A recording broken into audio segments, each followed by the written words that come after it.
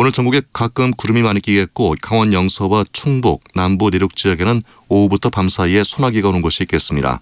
현재 경기도 가평군과 광주시, 대구광역시에는 폭염주의보가 내려져 있습니다. 서울지방 현재 기온은 30.1도입니다. 아나운서 원석현이었습니다. KBS.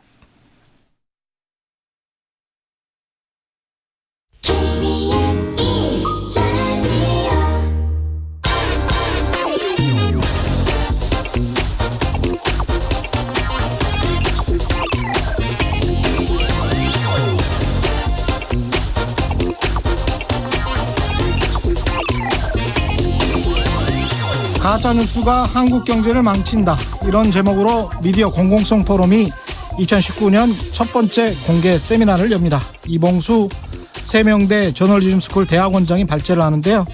이봉수 교수의 발제문을 어제 미리 받아봤습니다. 눈에 번쩍 띄는 이야기들이 많았습니다. 그중에서 몇 가지만 먼저 소개해드리면, 한국 경제 위기는 의사소통의 위기 또는 민주주의의 위기다라고 진단한 것, 그리고 연합뉴스의 삼성 보도자료 기사와 비율이 100%에 근접했다는 민원연의 자료가 의미하는 것, 정글 자본주의만 자본주의의 전부인 양 전제하는 한국 언론의 무지몽매한 편견, 언론이 독재의 눈을 끌기 위해 남발하는 선정성의 문제, 정권에 따라 정반대 극단에서 왔다 갔다 하는 정파적 신문사들의 문제 등이 1997년 외환위기 전후부터 현재까지 역사적 사례를 중심으로 정말 꼼꼼히 지적되어 있습니다.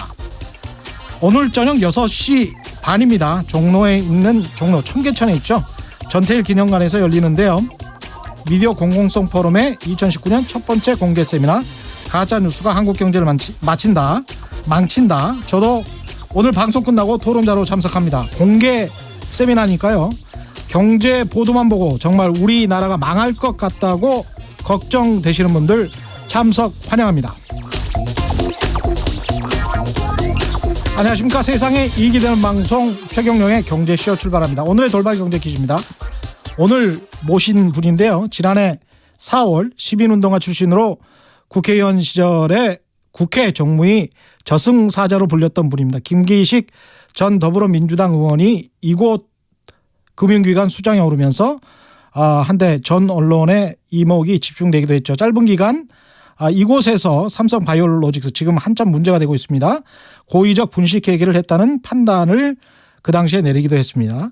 금융기관에 대한 감사 감독 업무를 수행하는 이 감독기관의 이름은 무엇인지 정답을 아시는 분은 짧은 문자 50원, 긴 문자 100원에 정보 이용료가 부과되는 샵 9730번으로 문자 보내주시기 바랍니다. 콩과 마이크는 무료고요. 정답 보내주신 분들 가운데 5분 선정해서 제습제 보내드리겠습니다.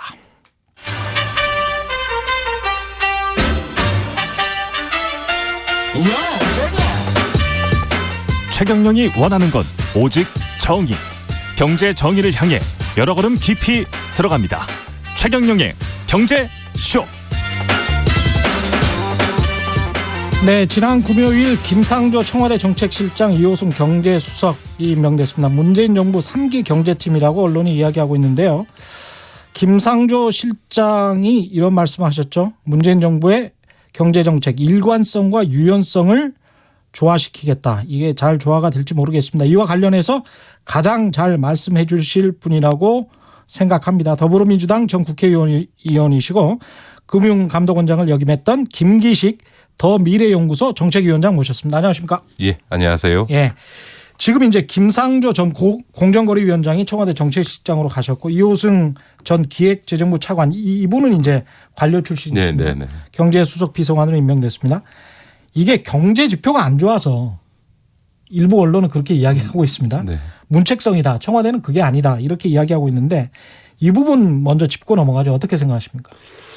그러니까 대통령께서 아마 지금의 국정 운영, 특히 경제정책 운영에 있어서 지금까지 좀 관리 모드에서 뭔가 좀 정책 추진, 국정 운영의 추진력을 높이는 방향으로 가겠다라고 하는 걸 이번 인사에서 의지를 드러냈다, 이렇게 저는 보여지고요. 또 한편에서는 그동안 조금 이렇게 그 거시경제 정책을 운영하는 데 있어 지금 재정 정책을 대통령이 후보 시절부터 확장적 재정 정책 하겠다 이렇게 얘기를 했는데, 사실 지난 2년여 동안 오히려 기재부가 이 확장적 재정 정책은 고사하고 긴축 재정했다 그렇죠. 이런 비판들이 있지 않았습니까? 그런 점에서는 이번에 경제수석을 교체한 것도 조금 더 적극적으로 이 재정 정책을 취하겠다라고 하는 의사를 보여주신 게 아닌가 싶고요.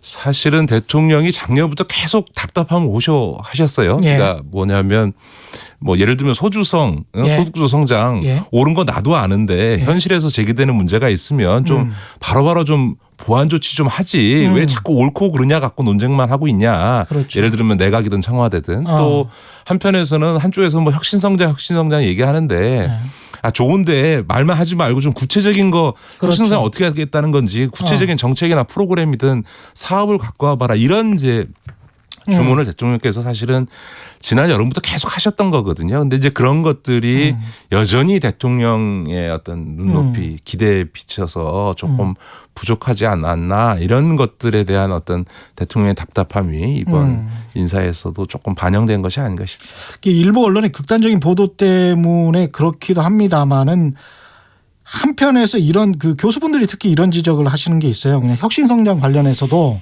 산업 정책이 좀 부족한 거 아닌가. 예. 왜냐하면 그 전에는 그 뭐였죠? 뭐 그린 경제 이야기하면서 네네. 녹색혁명 이명박 정부 때 네네. 이야기를 했었고 박근혜 정부 때는 창조경제 이야기했는데 다 산업정책이었단 말이죠. 네네. 근데 이번 정부 같은 경우는 문재인 정부에는 산업정책이 잘 보이지 않는다는 측면도 있는 것 같습니다. 그렇지는 않습니다. 사실은 대통령께서 대통령이 되시기 전에 후보 시절에 저하고 이 그 공약 관련돼서 얘기할 때도 저도 앞으로 경제정책의 핵심은 산업정책이고 예. 오히려 너무 모피아들이 경제정책을 주도하는 부분이 좀 문제다. 그래서 산업정책을 중심으로 가야 되고 특히 우리나라는 제조업이 강한 나라이기 때문에 그렇죠. 제조업 산업을 중심으로 경제정책을 운영하는 게 필요하다는 얘기를 했고 대통령께서도 전적으로 공감하셨고요. 그래서 지난 2년 동안 끊임없이 최근에도 대통령이 제조업 강국 비전을 얘기하시지 않았습니까? 제조업 르네상스니. 그래서 계속 사실은 2017년부터 산업정책과 관련해서는 계속 그 새로운 산업 육성 문제도 얘기했고 또 박근혜 이명박 정권 기간 동안에 그 지연됐던 이런 조선 산업의 구조조정과 같이 묵은 숙제들도 적극적으로 해결하려고 하시고 했는데 문제는 대통령이 그렇게 계속 제조업 산업을 중심으로 한 산업정책 중요성을 강조하고 행사에도 많이 가시고 하는데 국민이 체감하는 성과를 왜 못 만들어내냐. 그러니까 정책이 없다기보다는 구체적인 성과를 못 만들어내는 것에 대한 저는 답답함이 있는 것이 아닌가 싶습니다. 근데 2년 만에 뭐 완전히 뭐가 바뀐다 이렇게 볼 수는 없겠지만 구체적으로 어떤 부분에서 어떤 성과가 나와야 되는 시기는 왔다라고 생각을 합니다. 왜냐하면 민심이 한정없이 기다릴 수는 없는 거거든요. 그렇습니다. 그런 측면에서 저는 이제 그 김상조 청와대 정책실장이 일관성 문재인 정부의 일관성이라고 하면 소득 주도 성장을 의미할 텐데 일관성과 유연성의 조화를 이루겠다라고 하는데 그게 첫 번째 질문. 그게 가능할까? 조화를 이루는 게. 그리고 두 번째 질문 구체적으로 어떻게 가능한가 이게 의문이거든요. 사실은 이제 공약을 처음 만들 때부터요.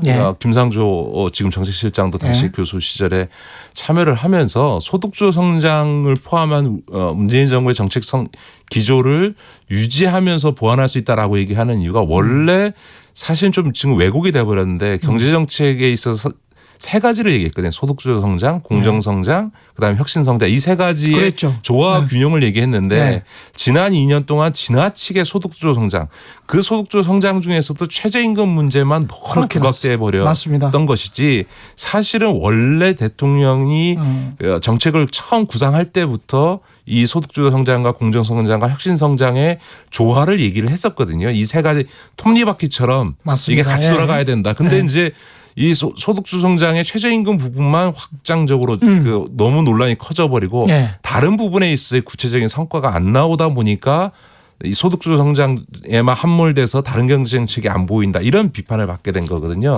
그런 점에서는 아마 김상조 실장도 그걸 충분히 공감했고 또 한편에서 김상조 실장 자체가 공정거래위원장으로서 소득주 성장의 또 다른 측면인 어떤 공정경제를 위한 업무를 해왔고 또 그 과정에서 산업 일선에 있는 기업 관계자를 많이 만났기 때문에 네. 아마 저는 그 본인이 얘기했던 것처럼 정책의 일관성과 함께 좀 보완 대책들에 대해서 저는 과감하게 도입할 겁니다. 하면 김상조 실장은 제가 20몇 년 동안 예. 알아왔습니다만 예. 어떤 변화를 모색하는 데 있어서 이렇게 주저함이 별로 없는 사람이기 때문에 저는 아마 상당한 정도의 변화도 가능할 거라고 좀 보이지 않을까 싶습니다. 보완 대책에 대해서 과감하게 도입할 것이다 이런 말씀을 하셨는데 구체적으로 어떤 보완 대책이 있을까요? 글쎄요, 이제 그거야 이제 제가 말씀드릴 수 있는 건 아니고 예. 김상조 실장이 예. 결정을 해야 될 텐데 이제 다만 제가 조금 김상조 실장에도 좀 고언을 드린다면 예. 지금은 이미 정권이 한 2년 지나지 않았습니까? 그렇죠. 그러니까 지금 다시 어떤 종합적 진단, 종합적 처방을 하기에는 시간적으로 너무 그럼요. 늦어 있기 예. 때문에 선택과 집중을 하는 게 굉장히 중요할 것 같고요. 또 김상조 실장의 스타일이 굉장히 좀 꼼꼼한 것까지 다 챙기는 스타일이기 때문에 네. 선택과 집중을 하지 않으면 본인이 너무 많은 일에 함몰돼서 무엇 하나에 집중하기 어려운 상황이 될 텐데 결국은 선택과 집중을 통해서 저는 결국은 산업정책 쪽에서 이 새로운 변화에 어떤 승부가 나올 수밖에 없다. 이미 대통령이 지금 뭐 바이오를 포함해서 수소차를 포함한 어떤 자동차의 예. 어떤 새로운 변화, 자율주행차 예. 등등 이런 부분도 있고요. 또 에너지 전환 정책을 하면서 새로운 에너지 산업의 비전 이런 얘기들도 계속 예. 해오셨거든요. 이제 이런 부분들이 조금 국민들이 체감할 수 있을 만큼의 구체적인 성과를 만드는 데 있어서 어떤 추진력이랄까요? 예. 이런 부분들은 아마 상당히 좀 과거보다 강화되지 않을까. 왜냐하면 대통령이 그런 주문을 하기 위해서 하면서 김상조 실장을 시킨 거기 때문에 김상조 실장도 충분히 대통령에게 어떤 소임을 준 것인지 이해하고 아마 업무를 하지 않을까 싶습니다. 그런 의미에서는 노영민 비서실장이 산자 위에 오랫동안 계셨고 계시죠. 예. 김상조 정책실장도 그런 생각을 만약에 갖고 계신다면 산업정책이 굉장히 강화될 것이라는 점에는 이견이 있을 수가 없네요. 그렇죠. 예. 예를 들면 김상조 실장이 학자 생활을 오래 했습니다만 그 과정에서도 끊임없이 이 기업들과 대화를 해왔기 때문에 네. 기업의 현실이나 이런 상황들을 예. 학자로서는 일반적인 학자보다는 훨씬 더 많이 이해하고 있는 사람이거든요. 그러니까 그렇죠. 그런 점에서 더구나 공정거래위원장을 지금 2년 가까이 하면서 현장에서 벌어지는 일을 너무 잘 알고 있고 근데 이게 과거 패러다임식으로 대기업 위주로 만약 정책이 간다 그러면 산업 정책을 중심으로 한다 하더라도 문제가 있죠. 왜냐하면 과거에 우리 산업 정책이라는 게 대기업 재벌 중심으로 그렇죠. 이루어져 온 거니까 네. 그런 점에서 보면 최근에 어쨌든 이 정부의 어떤 산업 정책적 행보가 지나치게 대기업 중심으로 가고 있는 거는 저도 뭐 다른 방송에서도 좀 우려하는 비판을 했고 잘못하면 또다시 재벌에 의존하는 형태로 갈 수 있다. 왜냐하면 네. 단기 성과를 내려면 아무래도 당장 그렇죠. 경제의 비중을 많이 갖고 있는 재벌의 협조에 좀 매달리게 되는 경향이 있는데 저는 그래서는 안 된다고 생각하고 김상조 실장도 빨리 성과를 내고 체감하게 하는 건 중요한데 그렇다고 해서 우리 경제 정책이 산업 정책이 다시 재벌 중심으로 가서는 안 된다고 생각하는데 그걸 한편에 경계하시고 그러나 또 한편에서 보면 김상조 실장 스스로가 공정거래위를 하면서 예. 중소기업들이 당하고 있는 불공정 거래에서의 피해 예. 또 이 대기업의 갑질 이거를 뭐 이론이 아니고 그렇죠. 현장에서 너무 많이 봤기 때문에 아마 산업 정책을 취한다 하더라도 이런 중소기업까지를 포함한 어떤 상생적인 이런 산업 정책을 취하지 않을까 저는 그렇게 기대를 합니다. 이 큰 그림에서는 지난번 이제 정부 보도자료도 지난해 보도자료를 보면 그 관계기관 경제부처 합동 회의의 보도자료를 보면 말씀하신 대로 소득 주도 성장과 공정경제와 혁신 성장 이 세 개가 톱니바퀴 그렇습니다. 식으로 맞물려서 돌아가는 그런 구상이었는데 일반 시청자나 국민들 입장에서 봤을 때는 언론이 계속 최저임금 이야기만 그렇죠. 하니까 네네. 소득 주도 성장 이꼬르 최저임금 정책 이거밖에 안 보였단 말이죠. 그러니까 거의 뭐 기승전 최저임금 예. 세상에 경제 안 되는 건 다 최저임금 예. 탓이고 거의 무슨 집단 이지매 수준 그랬었죠. 인 거죠. 근데 제가 네. 늘 그런 2년 얘기를 동안 좀 진행됐던 것들이 뭐였고 네, 앞으로 계속 진행돼야 할 것들이 뭡니까? 저는 일단 최저임금 문제와 관련해서 우리 청취자들께서도요. 최저임금이라는 게 말 그대로 사람이 일 시켰으면 최소한 이 정도 돈은 주라는 거 아닙니까? 예. 근데 그 최저임금 일부 올렸다고 해서 한국 경제가 거덜나는 경제면 대한민국 경제가 뭔가 잘못돼 있는 예. 거죠. 예. 세계 11의 경제대국이 그럴 예. 리는 없는 거 아니겠습니까? 그러니까 예. 최저임금 인상이 갖는 의도하지 않는 부작용은 당연히 보완을 해야 되겠죠. 우리 어려우신 자영업자들에 대해서도 좀 더 적극적인 지원 정책도 필요하고 의도하지 않게 중소기업에 있어 우리나라 임금 구조 때문에 좀 인건비가 올라가는 구조에 대해서도 보완 대책을 세워야 되는 건 맞지만 경제의 모든 어려움이 다 최저임금 때문이다라고 얘기하는 거는 사실도 아니고 너무 정치적인 프레임이다. 저는 이렇게 보여지고요. 예. 그러나 어쨌든 현실에서 저는 정부 당국 정책 당국을 하는 사람들에게 늘 하고 싶은 이야기가 그 문제가 제기됐을 때 옳고 그르냐 문제를 갖고 대응하면 안 되는 거죠. 아무리 예를 들어 소득주 성장 정책이라고 하는 게 총론적으로 보면 객관적으로 옳다고 하더라도 선하다라고 현실에서 생각하더라도. 문제가 발생하면 그리고 그걸 통해서 고통을 호소하는 국민들이 있으면 저희가 다 충분히 챙기지 못해서 죄송합니다. 그것까지 챙겨서 보완하겠습니다라고 하는 태도를 갖는 게 저는 중요하다고 생각합니다. 그러니까 당위론의 문제와 현실론의 문제. 그렇습니다. 예. 그러니까 저는 무엇보다 경제 정책이라고 하는 것은 어떤 정책을 취한다고 해서 단기간에 효과가 나기는 굉장히 어렵거든요. 예. 다만 국민들이 이 경제 정책이 어떤 방향으로 가고 있고 그것이 결과가 나올 거다라는 신뢰를 갖는 것. 또 하나 더 중요한 거는 내가 어렵다고 얘기하는데 내 얘기 안 듣고 고집 부린다가 아니라 내 이야기, 내가 어려운 이 호소를 충분히 듣고 반영하려고 한다라고 하는 이런 믿음이 있어야 되거든요. 예. 근데 이제 최근에 조금 우리 정부가 어려워졌던 게 어려운 중소기업이나 자영업 하시는 분들이 막 현장에서 어려운 토로하는데 예. 그거에 대해서 경청하고 보완한다라는 느낌보다는 당신들 그렇게 얘기하는데 우리가 오라라고 자꾸 강변하는 듯한 느낌을 준 것이 저는 예. 조금 국정 운영에 있어서 정무적으로 예. 미스한 부분이 있다고 생각하고요. 그런 점에서는 저는 오히려 김상조 실장이 청와대 참모는 입이 없어야 된다라고 얘기했는데 저는 그렇게 생각하지 않습니다. 그러니까 대통령 중심 국가에서는 대통령이 모든 국정의 책임자 아닙니까? 그러면 대통령을 보좌하면서 정책을 특히 경제 정책의 조율을 하는 위치에 있는 정책실장이 조금 더 적극적으로 국민과 소통하는 태도를 취하는 게 그럼요. 저는 좋다고 생각하고요. 그래서 국민들이 직접 청와대 정책실장한테도 의견을 얘기하고 대통령을 가장 가까이서 모시는 정책실장이 그런 의견을 충분히 받아서 대통령께 건의하겠다. 또 대통령 생각은 이런 거다라고 하는 걸 또 전달도 국민들에게 해주는 이런 좀 대통령과 국민 간의 소통의 경제정책에 있어서 메신저 역할도 저는 정책실장이 좀 해주는 게 좀 필요하다 이렇게 생각합니다.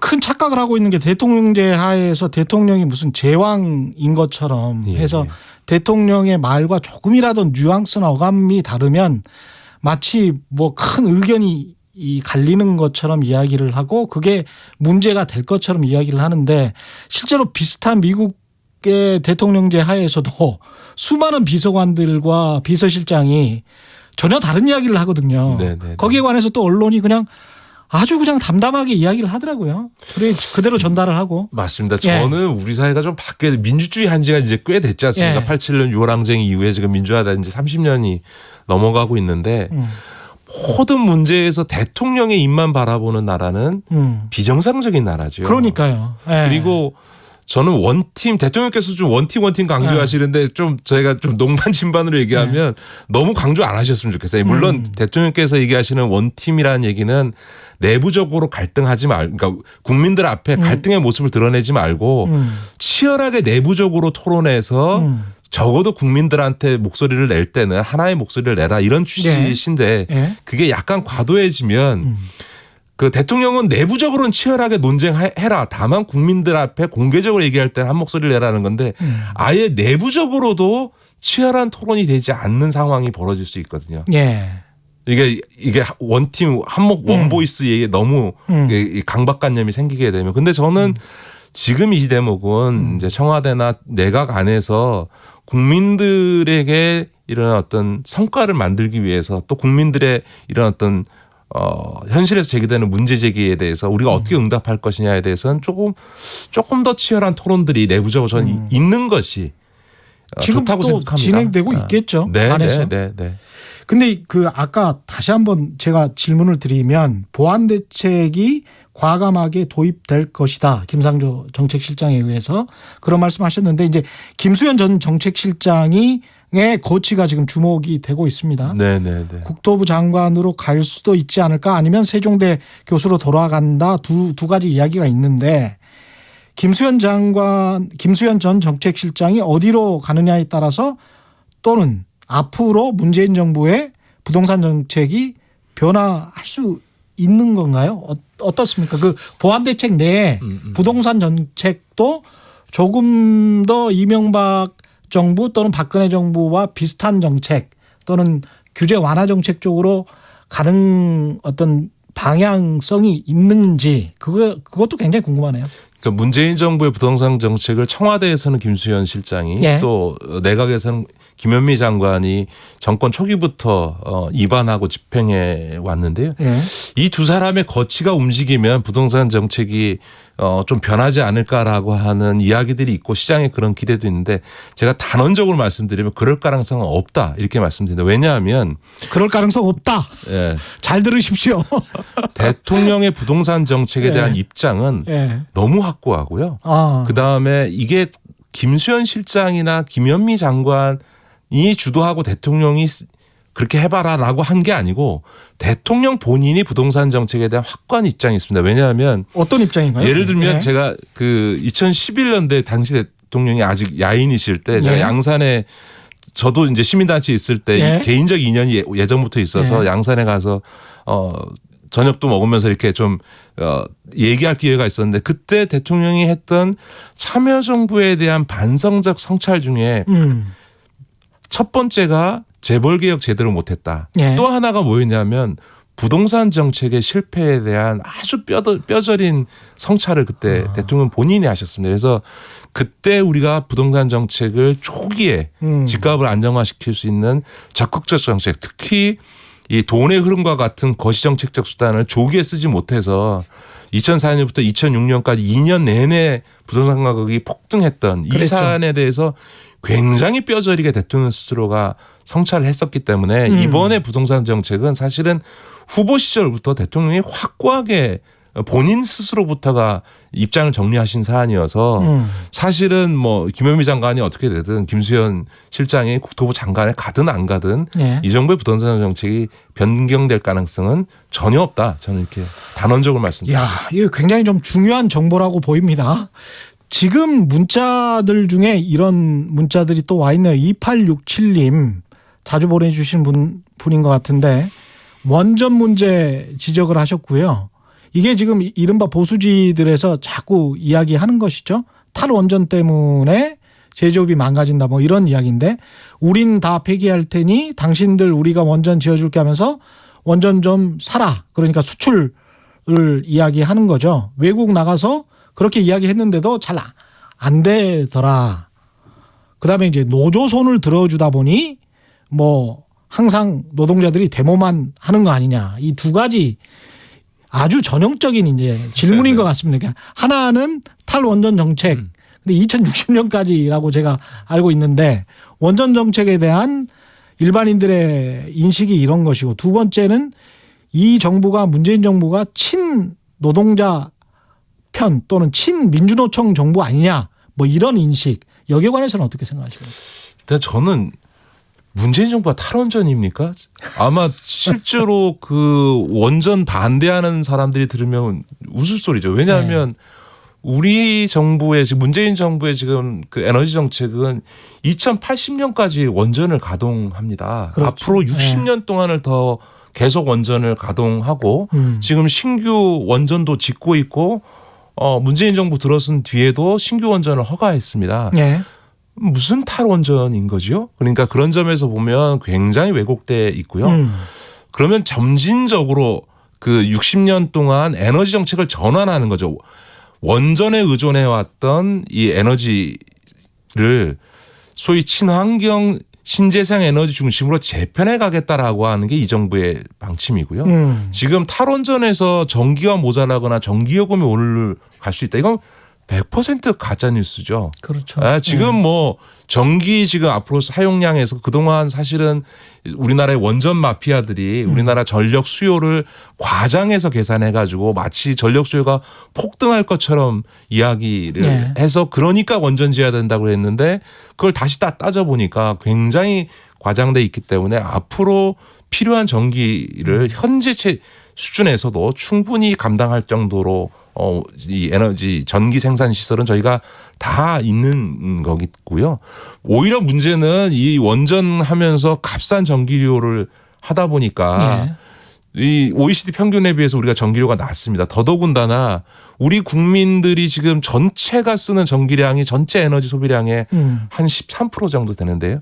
우리나라 15개 상위 기업이 지금 쓰고 있는 전기량이 전체 15%입니다. 그러니까 5천만 국민이 쓰는 전기량보다 15개 기업이 쓰는 전기량이 더 많은데 요금은 일반 국민들보다 매년 2조 5천억씩 할인을 받고 있거든요. 그러니까 그러다 보니까 현대제철 같은데 한 군데가 전체 에너지 소비량의 2.5%를 사용한 이런 기형적인 구조를 갖고 있는 거기 때문에 저는 이 에너지 정책과 관련돼서 너무나 왜곡된 정보들이 지금 많이 통용되고 있다라고 하는 점을 좀 말씀드리고 싶고요.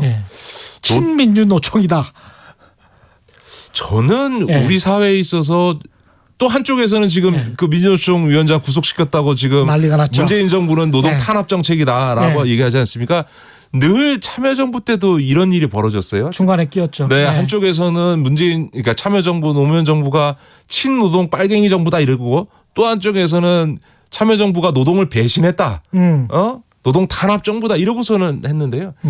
저는 다 한 면만을 보고 있다고 생각합니다. 그러니까 예를 들어서 노동자들의 파업권, 노동조합 결성권 이런 노동상권은 헌법상에 있는 권리니까 그거는 탄압하면 안 되고 보장해 줘야 하는 거고요. 무엇보다 최저임금도 못 받는 이 비정규직 저임금 노동자들에 대해서 임금 처우나 이런 것들을 개선해야 되는 건 역대 어느 정부든 당연히 해야 되는 일이니까 계속 꾸준히 올려왔습니다. 그렇죠. 이런 거를 가지고 친노동 정부다라고 얘기하면 헌법에 무슨 그 노동상권 보장이니 이런 헌법 조항을 왜 둡니까? 또 한편에서 보면 그러나 저는 민주노총에게도 그런 말 드리고 싶은데요. 지금 예전에는 집회 시위를 불허하고 실제로 봉쇄하고 이러지 않았습니까? 지금은 문재인 정부 들어서서 노동조합이나 노동자들이 집회 시위하는데 아무런 제한이 없지 않습니까? 그렇죠. 그런데도 불구하고 과거 박근혜 이명박 정부 때처럼 집회 시위 과정에서의 폭력성을 쓰게 되면 지금 노동운동에 대한 어떤 국민적 지지라 그럴까요? 공감이라고 하는 게 줄어들게 되어 있거든요. 왜냐하면 그렇게 폭력을 쓰지 않고도 그렇게 폭력적인 방법으로 저항하지 않고도 얼마든지 의사표시하고 집회하고 시위할 수 있는데 굳이 그럴 이유는 없지 않나. 그런 점에서 보면 민주노총도 의사표시를 하는 데 있어서는 조금 더 이 변화된 상황에 맞게 국민들의 지지를 받을 수 있는 방식으로 조금 고려를 해줘야 된다라고 저는 생각이 들고요. 그런 점에서 또 한편에서는 정부가 노동권을 충분히 보장하지만 법 위반 사안에 대해서는 또 법대로 조치하지 않을 수 없는 측면도 있는 거죠. 또 그렇게 정부가 하고 있는 거고요. 오늘의 돌발 경제 퀴즈 한 번 더 내드리고 삼성바이오로직스 수사 및 후 파장에 관해서 잠깐 더 이야기를 하겠습니다. 금융기관에 대한 감사, 감독 업무를 수행하는 감독기관의 이름을 맞춰주시면 되는 것이고요. 지금 현재 나와 계시죠. 김기식 전 더불어민주당 의원이셨고 이 기관의 수장이기도 하셨습니다. 금융기관에 대한 감사, 감독 업무를 수행하는 감독기관의 이름은 무엇인지 정답을 아시는 분은 짧은 문자 50원, 긴 문자 100원에 정보 이용료가 부과되는 샵 9730번으로 문자 보내주시기 바랍니다. 콩과 마이크는 무료고요. 정답 보내주신 분들 가운데 5분 선정해서 제습제 보내드리겠습니다.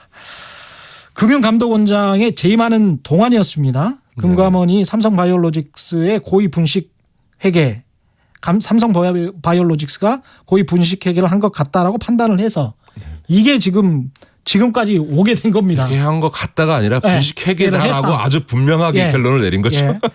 그래서 이게 지금까지 이렇게 왔는데 이거 어떻게 보면 좀 뿌듯하시기도 하겠습니다. 아니 뭐 너무 당연하고요. 예. 한번 지금 이 방송을 들으신 청취자들께서 작년에 그 5월 1일 날 금감원에서 분식회계라고 하는 결론을 사전에 이제 그 삼성에 보내면서 언론에 공개했지 않습니까? 예. 그 뒤에 수많은 언론들에서 이거는 분식회계라고 할 수 없는 거를 분식회계라고 금감원장이 김기식이 되다 보니 금감원장 가더니만 삼성에 무슨 악감정이 있어서 안 되는 분식회계로 한 것처럼 이야기하고 또 금융위 공무원들도 이거는 금감원이 무리한 거다라고 얘기하면서 무리하다는 다시 이야기 많이 했었죠, 그때. 빠꾸시키고 예. 제재안 수정해 와라. 그런데 금감원에서 우린 수정 못한다. 원하는 대로 의결해 달라고 하고 뭐 이 논란 과정에서 국민들께서 보시기에 진짜 분식회계 아니야. 뭐 정권 바뀌었다고 입장이 바꾼 거야 그랬는데 지금은 누구도 삼성바이오로직스가 분식회계 했다라고 하는 거에 대해서 아니다라고 하는 얘기는 아무도 못하지 예, 않습니까? 갑이 못하죠 지금. 네, 지금 뭐 예. 일부 경제지나 보수 언론에서 그렇게 전화 뭐 금감원에 대해서 비판했던 사람들도 분식회계 아니다라는 얘기 이제 못하지 않습니까? 예. 뭐 분식회계 여부는 너무 명확한 거고요. 예. 다만 이제 오히려 이 분식회계가 이재용 부회장의 경영권 승계 목적으로 그렇죠. 이루어진 건데 예. 그 경영 이루어진 거라고 보시는 겁니까? 그렇죠. 그 그거는 목적으로. 솔직히 말씀드리면 예. 그 2011년대 삼성바이오로직스가 만들어지고 난 뒤에 예. 사실 이제 이건희 회장이 쓰러지시고 나서 예. 이재용 부회장의 경영권 승계 문제가 이제 현안이 되었을 때 사실 이런 기업 지배 구조 문제를 쭉 다뤄왔던 사람들 입장에서는 예. 참여연대를 비롯한. 예. 삼성에서 이재용 씨가 취할 수 있는 시나리오가 ABC 한 3가지 시나리오가 있고 그거에 따라서 몇 가지 이제 예. 방법들이 있는데 그때도 이런 방법은 쓰면 안 된다고 제가 얘기를 한 적이 있고요. 시나리오 있긴 있었어요. 이 방법이. 당연히 있는 거죠. 그러니까 근데 그거를 한 거거든요. 그러니까 결국 그 이전부터 그 경영권 승계 목적으로 제1모직이라고 한 그 당시로 얘기하면 예. 일종의 용인에 있는 저 에버랜드 예. 운영하고 회사 건물 관리하고 부동산 관리하던 회사에 갑자기 이 바이오 회사를 갖다 맞아요. 붙여서 예. 이게 왜 갖다 붙였겠어요? 제1모직의 주가를 최대한으로 끌어올려서 예. 삼성전자 지분을 갖고 있는 삼성물산과 합병할 때 합병 비율을 유리하게 하기 위해서 그렇죠. 갖다 붙인 거거든요. 바이오 기업은 보통 주가 수익 비율이 굉장히 높습니다. 그런데 예. 이제 그렇게 하면서부터 사실은 삼성바이오로직스를 이재용 씨의 경영권 승계 목적으로 쓰려고 거기다 갖다 붙이고 그 뒤로 이제 이 분식회계가 쭉 이루어진 거니까 이건 뭐 명백히 그 이재용 씨의 경영권 승계 목적으로 이루어진 2번의 회계 사기가 발생한 거라고 보는 거죠. 그리고 아마 검찰이 이미 저희 금감원보다 더 많은 지금 압수수색을 통해서 예. 법적 권한을 통해서 자료를 확보해서 분식회계 여부는 이미 논란이 되지 않는 수준까지 저는 수사가 갔다고 보고요. 다만 그것이 누구의 주도하에서 이루어졌냐, 그러니까 과거 미전실 주도하에서 이루어진 걸 입증하는 건데 그 단계도 넘어가고 있지 않는가. 그래서 당시에 이제 그 당시에 그거는 미전실의 이제 전략 1팀이었던 이제 김종중 사장이 팀장이었던 그 팀에서 이제 주도를 한 건데 그 혐의 사실을 이제 앞으로 소환을 통해서 입증할 것이고요. 그리고 나면 과연 이재용 부회장에게 이 과정에 어느 정도 개입했는지를 밝히는 게 문제인 그런 단계로 좀 넘어가고 있다 이렇게 봐야죠. 그렇군요. 이게 만약에 삼성바이오로직스의 회계 사기가 입증이 되고 그리고 그게 이재용 씨 승계 문제 때문에 그런 것이다라고 법적으로 확정적으로 된다면 이게 삼성에는 어떤 파장을 미칠까요? 글쎄요, 이제 수사 결과를 조금 더 지켜봐야 됩니다. 아직 수사에서 이제 승계 목적의 분식회계를 확정하는 것 이외에 여러 가지 좀 남은 것들이 있습니다. 예를 들면 당시 합병 비율에서 이런 회계 분식을 통해서 조작됐다라고 하는 부분들을 모를 리 없었던 삼성물산의 경영자들이 삼성물산의 손해를 알면서도 그 불리한 합병 비율을 동의해 준 거기 때문에 삼성물산의 당시 최치훈 사장을 포함한 경영자들의 배임 문제가 그러네요. 일단 심각하게 제기될 수밖에 없고요. 또 하나는 이 분식회계가 제가 아까 2번 이루어졌다고 얘기하지 않습니까? 그러니까 삼성물산과 제일모직의 합병이 이루어지기 이전에는 그 소위 콜옵션이라고 하는 부분을 숨겨서 제일모직의 주식 가치를 끌어올리기 위해서 한 번에 분식회계가 이루어진 거고요.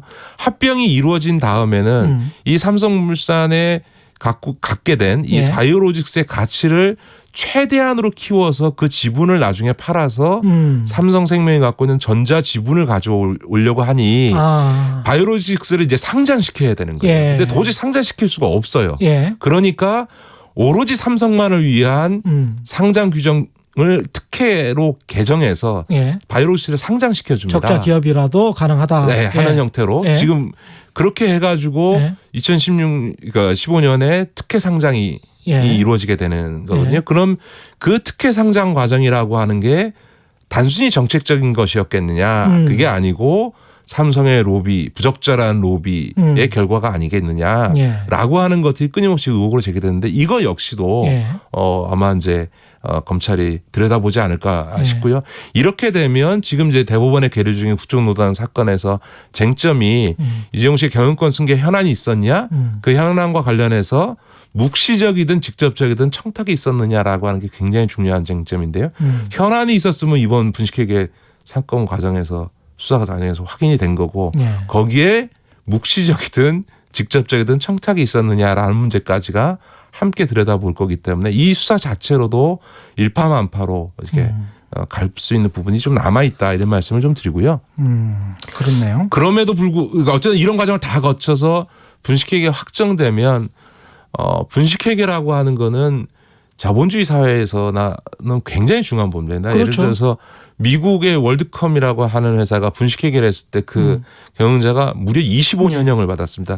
나이 65세인데도 불구하고 그러니까 한마디로 얘기하면 징역 안에서 생을 마감하라고 할 정도로 엄한 제재를 하는 범죄거든요. 우리나라도 사실은 비슷합니다. 그러니까 대우조선해양이 4조 5천억 지금 분식회계 한 고재호 사장이 징역 9년이 지금 확정됐거든요. 대법원 확정 판결 받았군요. 그게. 받았죠. 그러니까 그런 점에서 보면 지금 이 삼성바이오로직스의 지금 분식회계 규모도 대우조선해양보다 작지 않기 때문에 이것이 확장되어졌을 때 법적 책임은 물론 행위에 따라서 여러 가지 이제 양형이야 여러 가지 점들이 고려가 되겠습니다만 어떻게 보면 국정농단 사건에 있어서 양형보다 훨씬 더 심각한 삼성으로서는 그러네요. 또 이재용 씨로서는 심각한 상황에 직면할 수 있겠지요. 이게 과거의 에버랜드 전환사채처럼 아랫사람이 한 것이다라고 퉁치고 넘어가고 그때 누구였습니까? 이건희 회장은 1심에서 이제 유죄가 나왔는데 2심에서는 또 무죄가 나왔었잖아요. 에버랜드 전환사채 같은 경우. 그리고 이제 그 밑에 이제 허 사장님이랑 그 몇 분들이 그 죄를 뒤집어 썼었던 사건으로 기억을 하는데 이렇게 고재호 사장처럼 대우조선해양처럼 9년씩 뭐 징역살이를 해야 되는 상황이면 뒤집어 쓸 수도 없을 것 같습니다. 이런 상황이면. 지금 이제 이게 과거의 삼성이 아니다라고 하는 게요. 이번 수사를 보시면 옛날에는 소위 삼성의 관계자들이 검찰 불려가도 입에 자크를 물어. 그렇잖아요. 그런데 요즘은 구속되면 지금 다 불고 있습니다. 더군다나 저희 금감원 단계에서도요. 이번에 증거인멸해서 다 없애버리지 않았습니까? 없애라고 해서 실제로 없애버리지 않았습니까? 그런데 삼성 직원이 없애라고 해놓고 했는데 없애면서 사본을 따로 자기가 보관하고 있다가 금감원에다가 이렇게 제보를 한 거거든요. 왜냐하면 나중에 혹시 법적으로 문제가 됐을 때 속된 말로 자기가 독박 쓸 수 없으니까 위에서 지시한 그 증거 서류를 자기 보신용으로 갖고 있었던 거죠. 그걸 이제 내놓게 되는 거거든요. 다시 말해서 과거와는 이제 달라져서 내가 뭐 다 뒤집어 쓰고 가겠다 이렇게 하기가 되게 어렵고요. 두 번째는 이번 과정에 바이오로직스 처리 과정이나 회계 처리 과정에 이재용 부회장이 뭐 통화한 내역이나 이런 여러저러한 물증들도 지금 나오고 있기 때문에 책임의 정도를 어느 정도로 볼 거냐라고 하는 부분은 뭐 법률적으로나 실제 사실규명 차원에서도 들여다봐야 되겠습니다만 아마 제가 보기엔 법적 책임을 지기가 책임으로부터 면하기가 쉽지 않을 거다. 그리고 이제 과거 대법원 판례에서도요. 이 차명 계좌 관련해서 네. 이학수 김인주라고 하는 당시 이제 구조본의 핵심들이 이건희 회장한테 일체 보고한 적도 없다라고 이른바 입에 자꾸 물고 본인들이 다 했다고 뒤집어 써주고 어떤 물증도 나온 바가 없음에도 불구하고 당시 대법원이 아니 본인 재산과 관련된 거를 지금 하는데 어떻게 그걸 몰랐을 수 있냐라고 유죄를 확정한 적이 있거든요. 근데 이번 분식회계 건도 이재용 부회장의 경영권 승계라고 하는 어떻게 보면 이재용 부회장에게는 가장 중요한 문제를 처리하는데 지극히 개인적인 문제죠. 그렇죠. 기업의 이익과는 무관한 이건데 그걸 몰랐다고 할 수 있느냐라고 하는 점에서는 과거 대법원 판례나 이번 수사 과정에서 나온 어떤 물증들로 보면 뭐 삼성이나 삼성의 의뢰를 받은 로펌에서는 최대한으로 방어를 하겠습니다만 아마 검찰의 창이 더 세지 않을까 저는 그렇게 보는데요. 네. 이야, 재밌습니다. 그 재벌 개혁 관련해 가지고요. 국회가 오늘 뭐 정상화됐다고 하니까 국회에서 현재 이제 그 2011년인가요? 아까 말씀하셨다시피 이제 문재인 대통령이 야인 시절에 재벌 개혁과 부동산 개혁에 관해서는 강한 의지를 표명하셨다고 말씀하셨잖아요. 그러면 국회에서 현재 계류된 재벌 개혁 관련 법안 중에 중요한 것들이 뭐가 있을까요?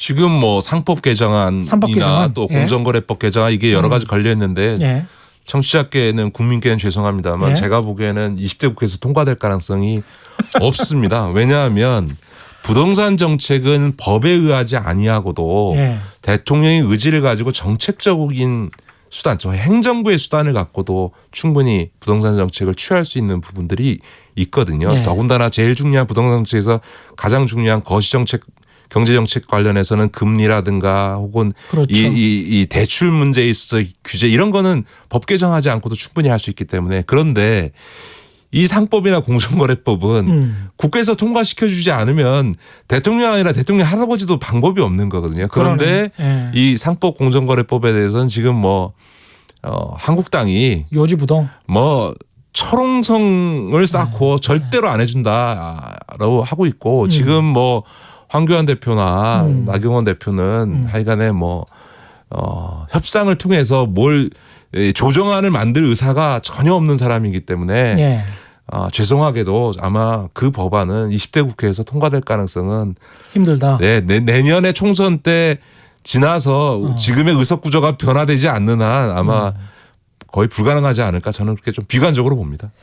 그 정부의 관료 마지막으로 그 좀 짚어보고 싶은데요. 5월 10일이었습니다. 당정청 을지로 민생현안회의에서 김수현 당시 청와대 정책실장하고 이인영 더불어민주당 원내대표가 그 마이크가 꺼진 줄 모르고 이런저런 이야기를 하면서 이인영 원내대표가 김수현 정책실장에게 정부가 안 움직이는 것은 제가 어떻게 다 하겠다라고 말하자 김수현 실장은 진짜 저도 집권 2주년이 아니고 마치 4주년 같아서라고 답했고 이어 이인영 대표는 김현미 국토부 장관이 그 한 달 없는 사이에 자기들끼리 이상한 짓을 많이 해서 이렇게 이야기를 했단 말이죠.